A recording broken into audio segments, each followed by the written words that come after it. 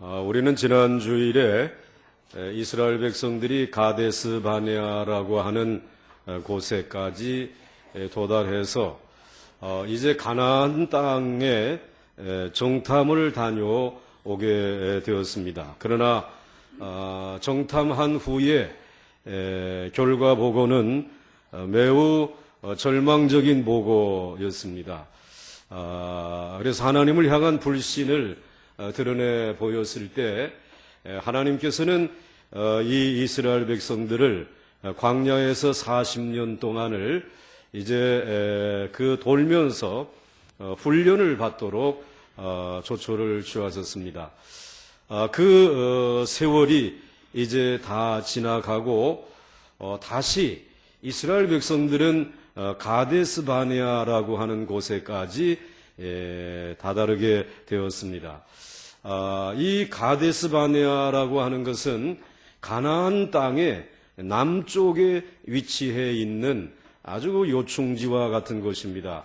그래서 여러분들 이 이스라엘의 쭉 땅을 보게 되면 이렇게 하고 요쪽에는 이제 지중해고 그다음에 요 길로 길쭉하게 이스라엘 백성들의 가나안 땅이 형성되어져 있는데 그 가나안 땅 남쪽으로 내려가게 되면은 가데스 바네아라고 하는 곳이 있고 그리고 그 아래로 내려가면 시나이 광야가 나오는 것입니다. 지금 그 시내 광야를 이제 38년 동안 뺑뺑이를 돌고 다시 가데스 바네아에 왔습니다. 이제 가데스 바네아에서 북쪽으로 올라가면 가나안인데 이 가나안 땅으로 올라갈 만큼 이제는 훈련이 되었다고 하나님이 판단을 하시고 이스라엘 백성들을 가나안으로 인도하시는데 하나님께서는 어찌 된 일인지 이번에는 남쪽에서 북쪽으로 올라가게 하지 아니하시고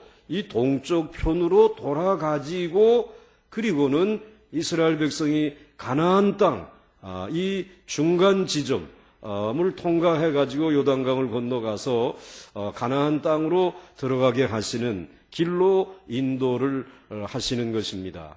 그런데 이 하나님이 인도하시는 길로 가게 되면 몇 개의 장애물에 해당하는 나라가 있습니다.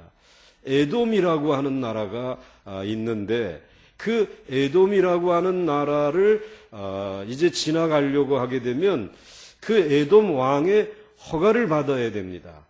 그 에돔이라고 하는 나라는 이스라엘과 형제 관계에 있는 나라입니다. 여러분이 아시는 대로 이 에서와 야곱이 형제인데 에서의 후손이 에돔 족속입니다. 그리고 이 야곱의 후손들이 이스라엘이라고 하는 이름을 가진 그러한 이제 민족인데 그러니까 형제지간인 나라입니다. 그 형제의 나라인 이 에돔 땅을 좀 지나가면은 이 요단 동편으로 속히 갈 수 있어서 좀 지나가자고 했는데 허락을 하지 않는 것입니다. 첫째 장애물을 만나게 되어지는 것이죠.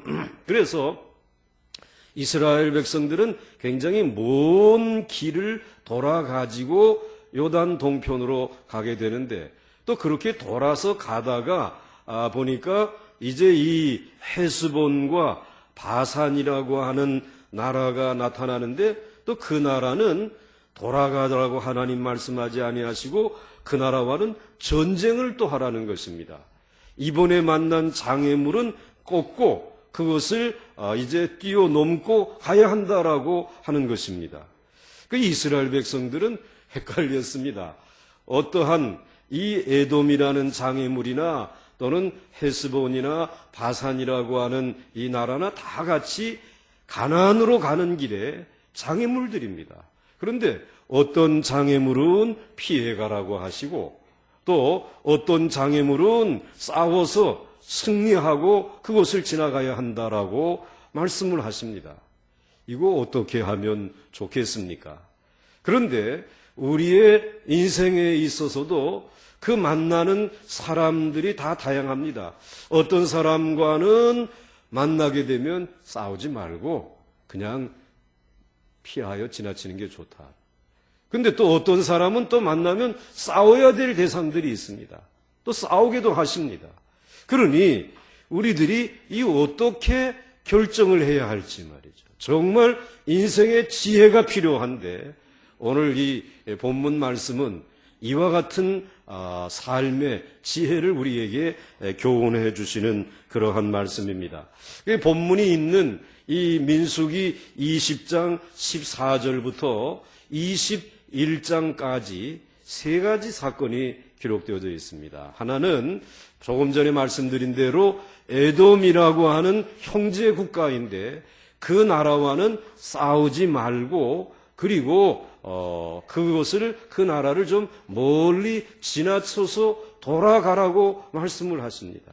그래서 이스라엘 백성들이 굉장히 먼 길을 고생하면서 돌아가게 되는데 그렇게 돌아가는 길에 이 아론이라고 하는 모세의 형님이고 대제사장인 아론이 죽는 일이 벌어지게 됩니다. 이게 첫 번째 사건이고요.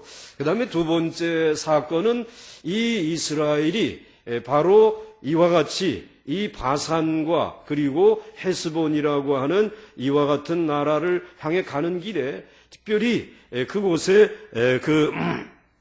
이 호르마라고 하는 그 지역에 이르게 됩니다. 그런데 호르마라는 지역은 여러분들이 기억을 되살려 보게 되면 지난 주일에 설교 마지막에 언급했던 그러한 지역입니다.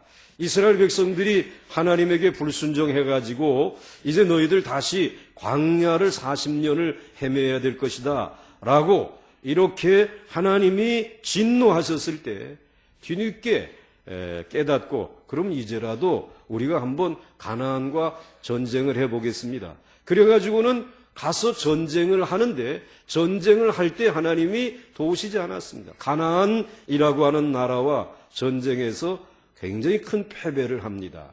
그 패배한 장소가 호르마라고 하는 장소인데 패배한 땅이다. 아주 파멸된 땅이다. 그런 곳입니다. 그런데 38년 만에 다시 그 땅에 온 것입니다. 그리고 이번에는 싸워가지고 이겼을까요? 졌을까요? 이겼어요. 졌으면 제가 얘기 안 했겠죠. 크게 이겼습니다. 그런데 아주 이겼는데 이기고 난 다음에 그래도 먼 길을 돌아가야 하니까 이스라엘 백성들이 힘들었습니다. 이제 이 광야를 지나면서 지치고 지쳤는데 이겨서 기분은 좋지만은 이거 또 돌아가야 한다고 하니까 원망이 쏟아져 나온 것입니다. 그 원망이 쏟아져 나올 때 하나님께서 불뱀을 풀어가지고 이스라엘 백성들이 삽시간에 불뱀에 물려 죽는 이와 같은 일이 벌어지게 된 것입니다. 이것이 두 번째 사건이고요. 그 다음에 세 번째 사건은 이스라엘 백성들이 정말 기다렸던 요단 동편 땅까지 왔습니다. 그리고 동편 땅에 왔을 때에 그 땅에서 이렇게 우물을 파니까 물이 나오게 되는 것입니다. 근데 광야 생활 이제 38년 만에 드디어 물을 파가지고 우물을 파서 물을 얻게 되어집니다. 그리고는 그 지역에 있는 이제 나라 또 이 바산 왕 옥이라든지 또는 이와 같은 나라들과 싸워가지고 가나안 땅을 처음으로 전쟁을 해서 이제 이와 같이 자신의 땅으로 만들고 승리를 했던 이와 같은 그 역사가 바로 세 번째 사건인 것입니다. 그런데 오늘 이 사건을 살피면서 언제는 돌아가야 하고 언제는 싸워야 하는지 그리고 오늘 여기에서 가나안 땅을 앞에 두고 아론이 죽은 이와 같은 그 이유는 무엇일까? 가나안 땅에 들어가지 못하고 여기에 죽게 하신 그 하나님의 뜻은 무엇일까? 이러한 것들을 살필 수 있는 그런 본문입니다.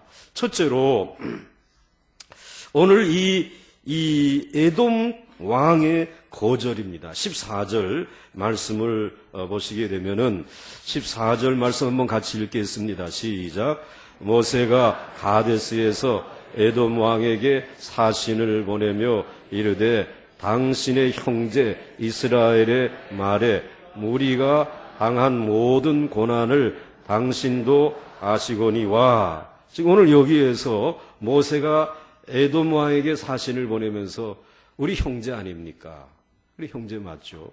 그래서 오늘 우리들이 광야에서 지금까지 고생한 것 알지 않습니까? 그러니까 우리 참 힘도 든데 오늘 이 에돔 땅으로 좀 지나갈 수 있게 해 주시면 좋겠습니다. 이러한 제안을 지금 하게 됩니다. 그런데 이제 이 38년이 지난 후에 사실은 이스라엘 백성들이 이 에돔 땅으로 지나가지 아니하고 본래 가데스 바네아라고 하는 가나안 땅의 남쪽에 있는 이곳에서 바로 올라가면 되잖아요. 그런데 왜 하나님께서는 바로 올라가지 못하게 하시고 에돔으로 가면서 에돔 왕에게 사정을 하게 하셨는가라고 하는 것입니다.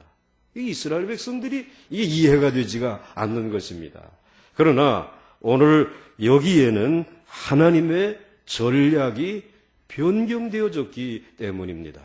사실 하나님께서는 이번에는 이스라엘 백성들을 요단강 동쪽으로 데리고 가서 가나안 땅 중부 지방부터 먼저 차지하게 하시려는 것입니다. 우리가 과거에 6.25 때에 저 낙동강까지 밀렸다가 다시 남쪽에서부터 북쪽으로 이와 같이 치고 올라가야지만 되어지는데 그때의 전략을 어떻게 바꾸었느냐면 인천 상륙작전.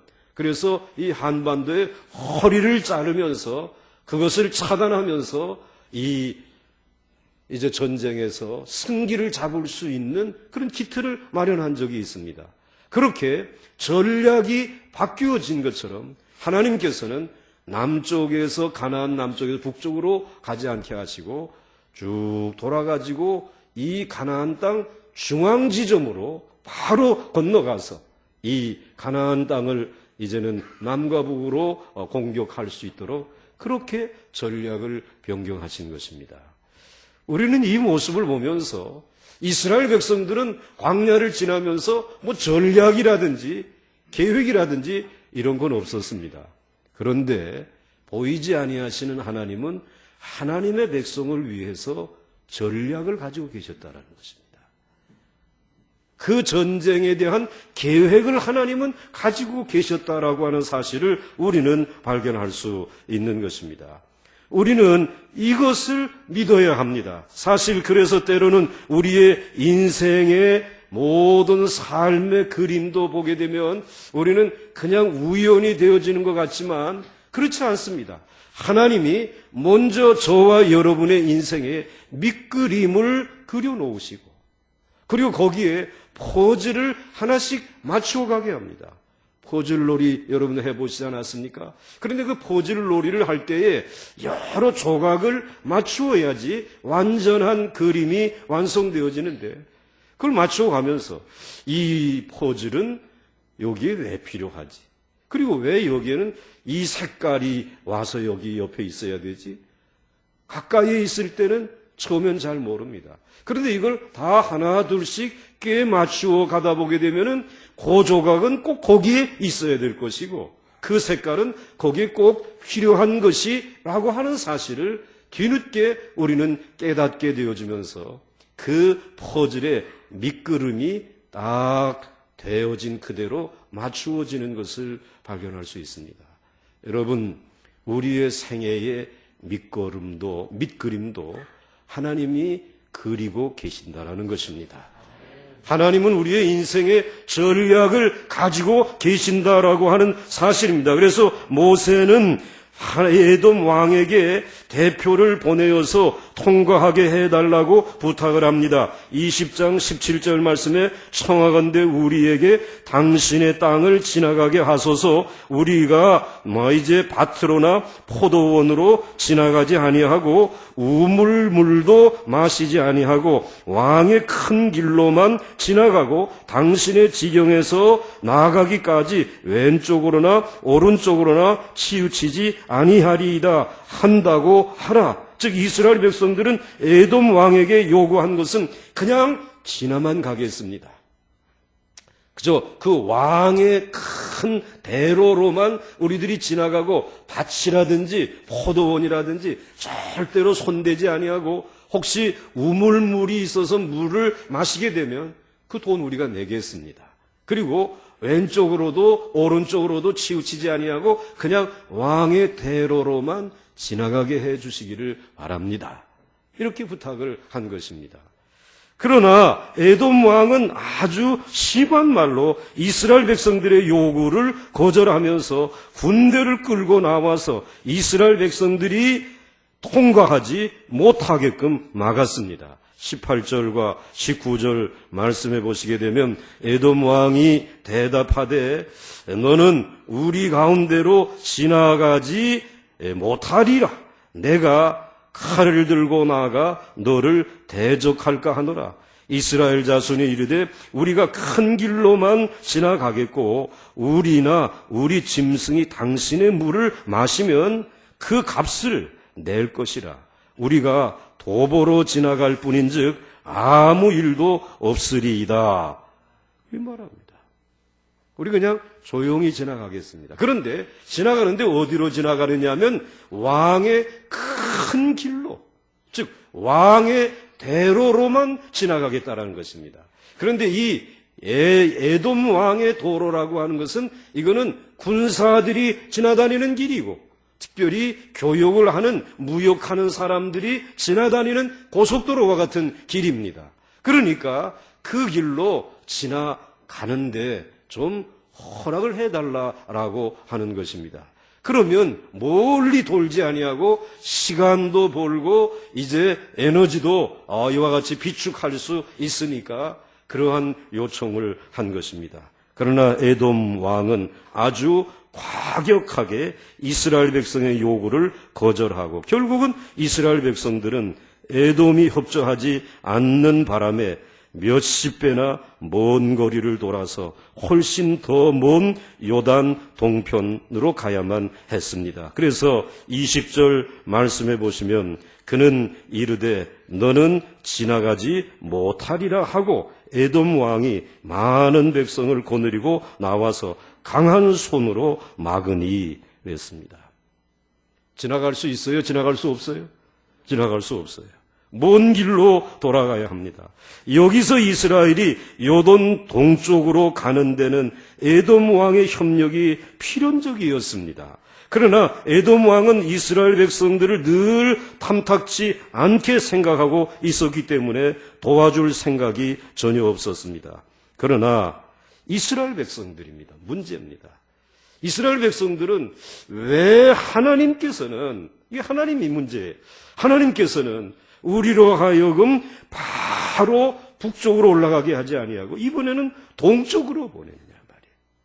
또 동쪽으로 가려고 하게 되면 에돔이 지키는 왕의 대로를 지나가야 하는데 그 길을 막고 있는 사람들과 왜 싸우도록 허락을 안 해주느냐 말이지.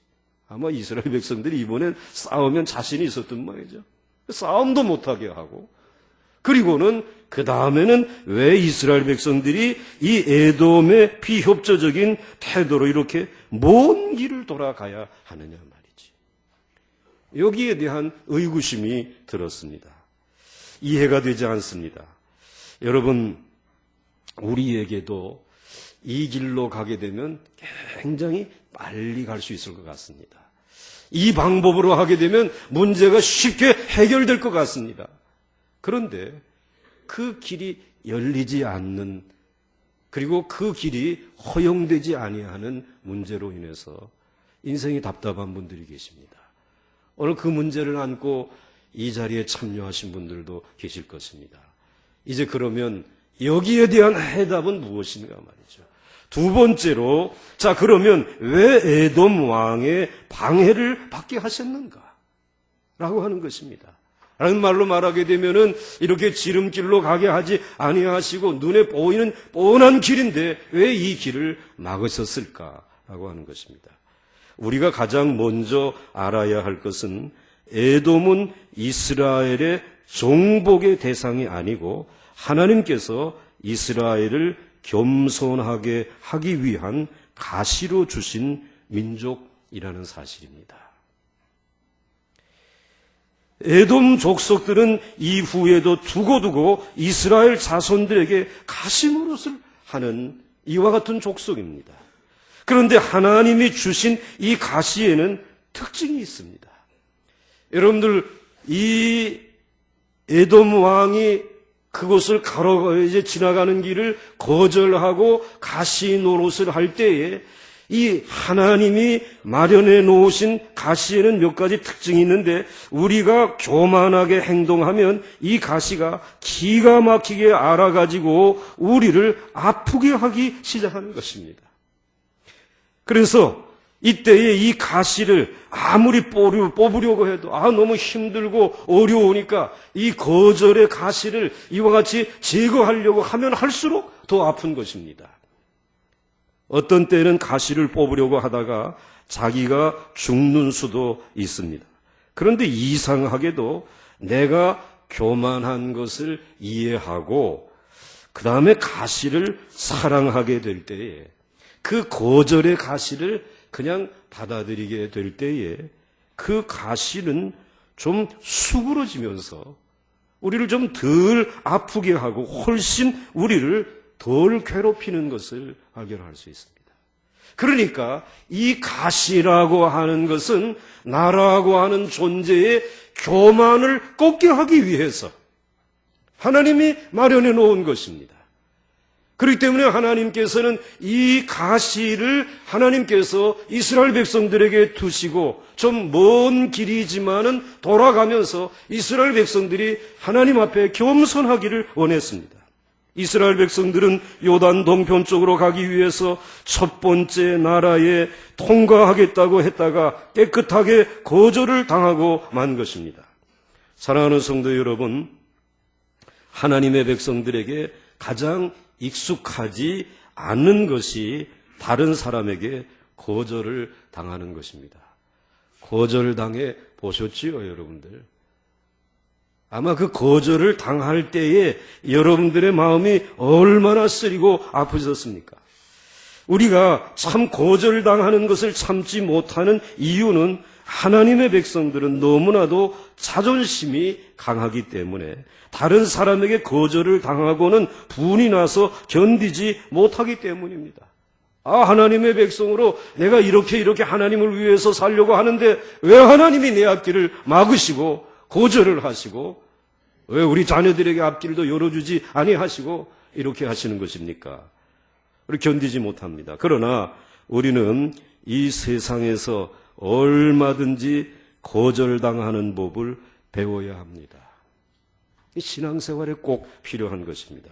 왜냐하면 우리는 하나님의 종이지 결코 우리 자신이 전지전능한 하나님이 아니라는 말씀입니다.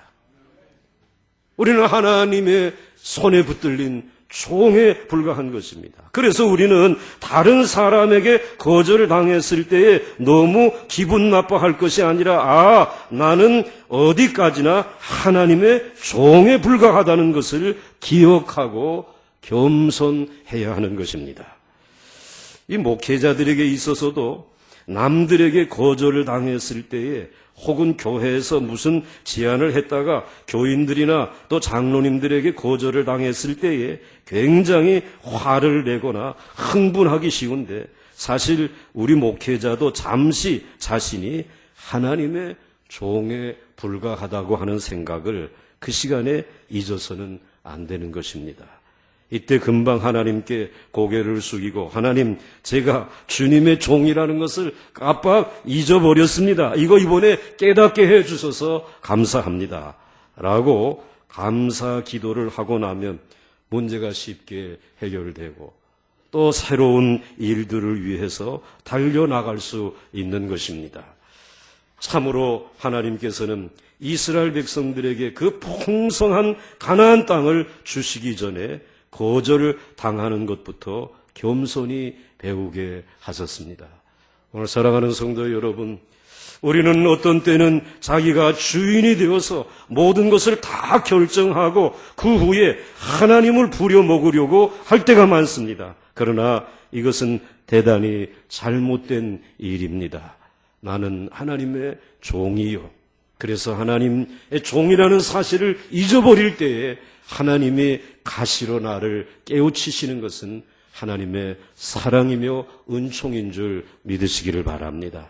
그리고 후에 보게 되면 이 이스라엘 백성들이 이 에돔이라고 하는 나라라고 하는 이 나라는 이 에돔 족속들, 에서의 후손들이 칼 쓰기 좋아하고 창 쓰기 좋아하니까 살고 있는 지역이 아주 지세가 억센 바위들, 그리고 이와 같은 안반들로 있는 그 사이에 도시를 만들었어요. 아주 험한 골짜기입니다. 그렇기 때문에 이 땅을 굳이 자신들의 자존심을 세우기 위해 가지고 싸워서 빼앗는다라고 할지라도 실질적인 이득은 없습니다. 실효성이 없는 싸움을 싸우는 것입니다. 그렇기 때문에 여러분들, 하나님이 거절하시고 잠시 지체하게 하시는 것은 지금 그것을 내가 얻는 것은 별로 실효성이 없다는 것입니다. 하나님께서 더 좋은 길을 예비하시고 그리고 정말 실효성이 있는 이와 같은 축복을 주시기 위해서 하나님은 에돔 족속을 통해서 거절하시고 그리고 그 거절로 인하여 우리에게 겸손을 배우게 하시는 줄 믿으시기를 바랍니다. 자, 그 다음에 이제 세 번째로 마지막으로 대제사장 아론이 죽게 됩니다. 22절로부터 24절의 말씀을 보시면 먼저 민수기 20장 21절 말씀 지나갔습니다. 이제 22절부터 24절 말씀을 보시면은 이스라엘 자손 곧 온 회중이 가데스를 떠나 호르산에 이르렀더니 여호와께서 에돔 변경 호르산에서 모세와 아론에게 말씀하시니 아론은 그 조상들에게로 돌아가고 내가 이스라엘 자손에게 준 땅에는 들어가지 못하리니 이는 너희가 무리바 물에서 내 말을 거역한 까닭이니라. 아론이 죽습니다. 가나안 땅에 들어가지 못합니다. 하나님께서는 아론이 결코 가나안 땅에 들어가지 못할 것이라고 말씀하십니다. 그러면서 그 이유는 모세와 아론이 무리바, 어제 새벽 아침 토요일 아침에 우리가 묵상한 말씀입니다. 이스라엘 백성들이 마실 물이 없다고 원망을 합니다. 그런데 마실 물만 없다고 원망하는 것이 아니라 포도도 없고 뭐 석류도 없고 뭣도 없고 아주 이 원망의 큰 물결들이 막 세차게 일어나면서 이 원망의 불이 막 타오르는 것입니다. 그때에 이 모세와 아론에게 하나님께서 부르셔서 너는 이 무리바에 있는 반석을 향해서 물이 쏟아져라. 이게 좀 건방진 표현이면 물이 쏟아지게 하여 주옵소서. 이렇게 말로만 하라는 것입니다. 이 하나님의 말씀을 선포하기만 하게 되면 그 반석에서 물이 쏟아질 것이라고 하나님은 모세와 아론에게 말씀해 주셨습니다. 그런데 하도 거세게 원망하고 불평을 하니까 이 모세가 일순간에 분노가 생겨가지고 그리고는 이스라엘 백성들에게 해서는 안 될 말을 했습니다. 20장 여러분들 10절 하반절 말씀에 보시게 되면은 노란 글씨로 이렇게 적혀져 있죠. 제가 흰 글씨 읽고 여러분들이 노란 글씨를 읽어야 되는데 이번에는 지도자가 좀 바뀌어가지고 여러분들이 흰 글씨 읽으시고 제가 노란 글씨 읽겠습니다. 시작.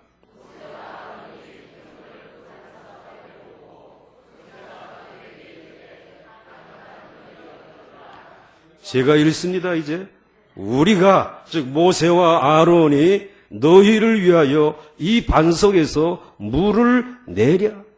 이 말은 다른 말로 말하게 되면은 너희처럼 원망하고 불평하고 38년 동안 그렇게 하나님이 지키시고 은혜 베푸시고 평강을 주시고 여기까지 인도해 주셨는데 이제 물이 없다라고 해서 불평을 하는 너희들에게 너희를 위해서 이 반석에서 물을 내어야 되겠느냐? 난 너무 비애를 느낀단 말이지. 이건 이들에게 정죄한 것입니다. 다른 말로 말하면 너희 같은 민족에게는 사람들에게는 물을 내서 먹일 수가 없다라는, 물 마실 자격이 없다라는 것입니다. 언뜻 보게 되면 모세의 말도 일리가 있습니다. 그러나 이 모세는 그 말로 그치지 아니하고 11절에서 이렇게 하지요. 민수기 20장 11절에 모세가 그의 손을 들어 그의 지팡이로 반석을 몇 번을 쳤다? 2번이나. 너희들 물 마실 자격이 없어 이놈들아. 그리고는 반석을 2번씩이나 쳤어요. 그런데 물이 나오라고 반석을 쳤는데 물은 쏟아졌습니다. 그러나 여기에서 오늘 다른 사람들을 판단하고 정죄하고 심판하는 고난은 모세와 아론에게 주신 고난이 아닙니다. 이것은 누구만이 하실 수 있는 일입니까? 하나님만이 하실 수 있는 일입니다. 특히 목마른 무리들에게 물을 주는 이 귀중한 순간에 그들에게 정죄하는 말을 해서는 안 되는 것입니다. 이왕에 줄 물이고 이왕에 줄 떡이라고 하게 되면 잘 마십시오. 축복해야지요. 어떻게 마치 이 모기를 주면서 그 머리를 때리는 것처럼 이렇게 할 수 있겠느냐 이 말입니다. 이거는 참으로 잘못된 일입니다. 우리가 생각하기에는 그 지팡이로 이 사람을 치지 아니하고 이스라엘 백성을 치지 아니하고 반석만 친 것만 해도 대단한 인내심이 아닌가 생각할지 몰라도 결코 바위 하나라도 내 마음대로 쳐서는 안 될 줄로 믿습니다.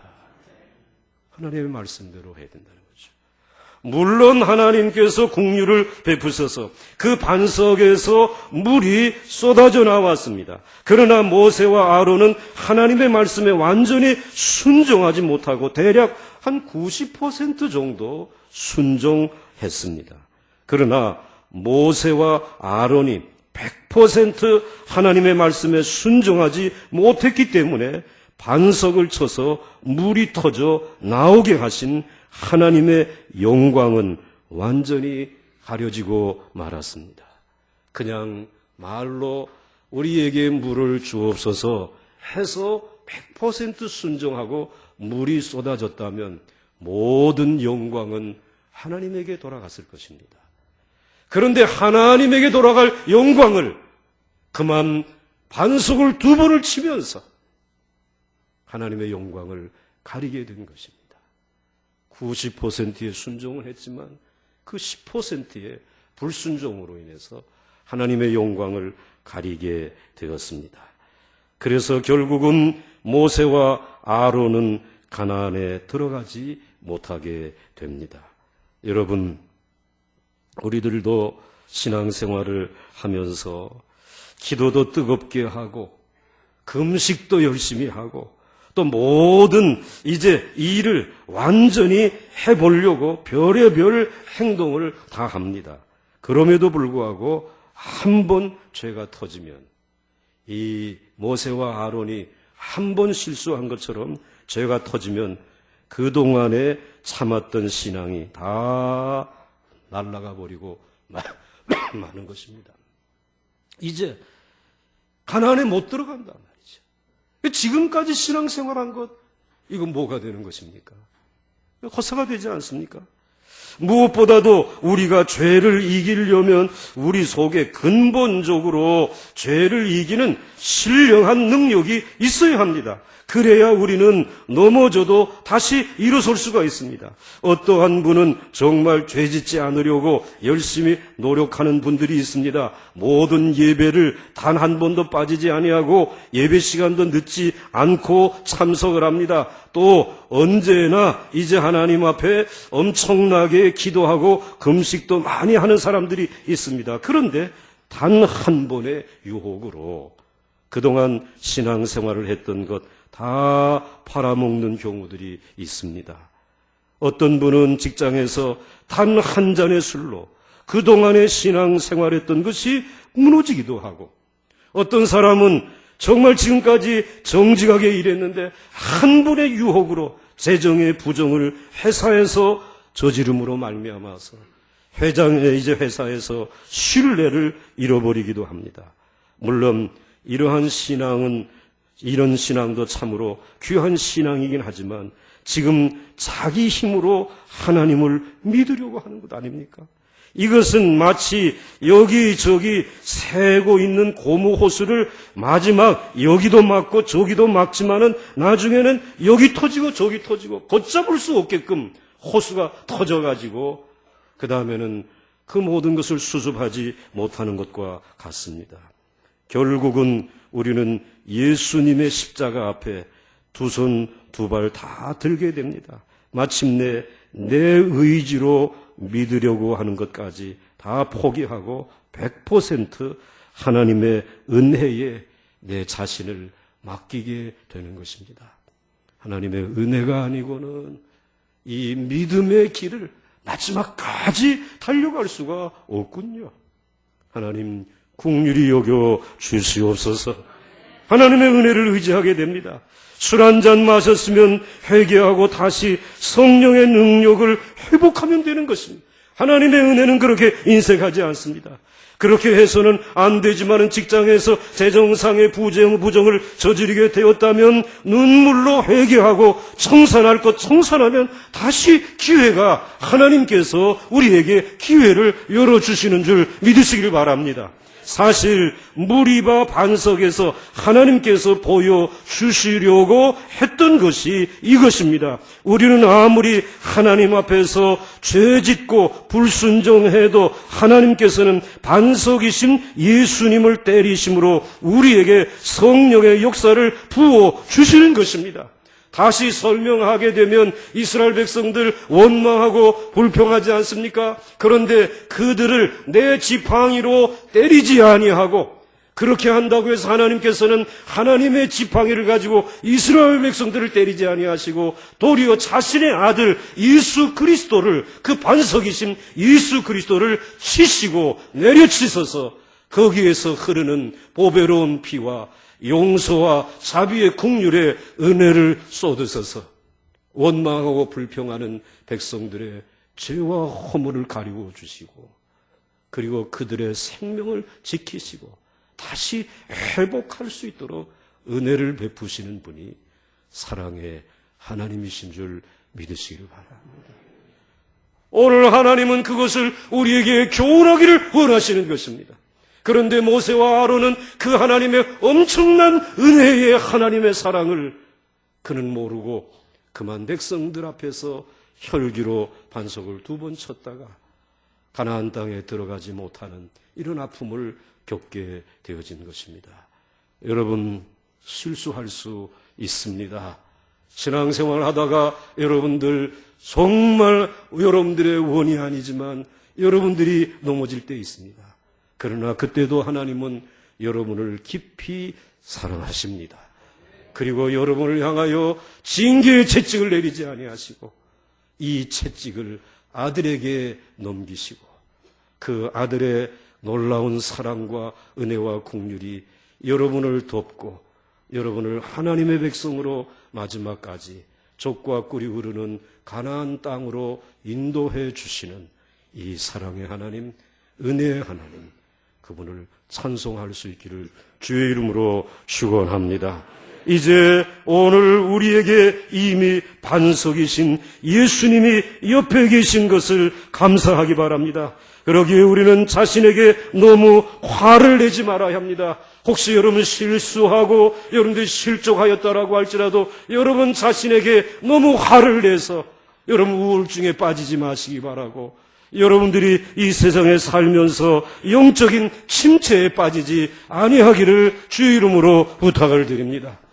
하나님의 은혜의 줄을 붙들게 되면 하나님은 잃어버린 기쁨 다시 회복시켜 주시고, 그리고 침체에 빠지지 아니할 수 있도록 하나님은 앞서가시며 여러분들을 인도해 주시는 은혜의 하나님이신 줄 믿으시길 바랍니다. 이 은혜 안에서 가나안 땅을 향하여 진군에 들어갈 수 있는 우리 모두가 될 수 있기를 주의 이름으로 축원합니다. 거절하시는 것 같지만 하나님의 여러분을 겸손케 하소서 마지막까지 하나님의 이름으로 승리하게 하시는 하나님의 섭리가 있음을 기억하시며 용기를 내시기를 주의 이름으로 축원합니다.